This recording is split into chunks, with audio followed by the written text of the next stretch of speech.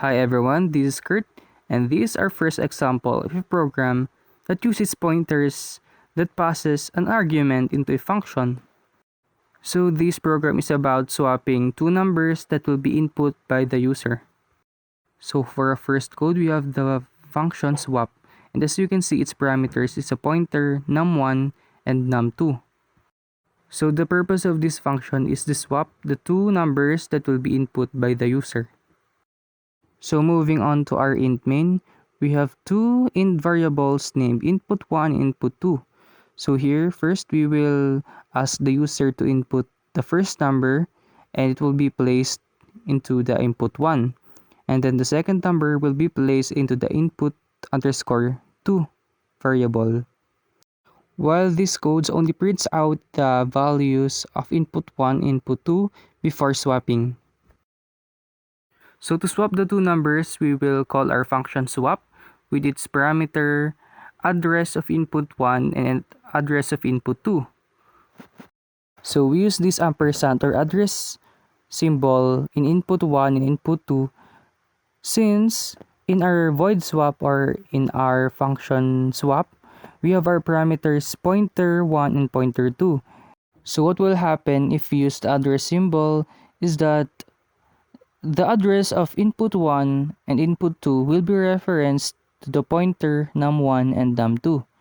So what it means is that the values inside the variables input 1 and input 2 will be placed inside the variables of pointer num1 and num2.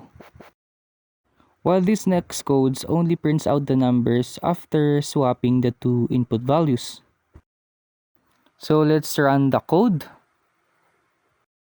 Input first number, let's try 5. Then input second number, let's try 10. So here as you can see before swapping, it's 510. Then after swapping, it will be swapped and it will be 10 and 5. So these are a second example of a program using pointers.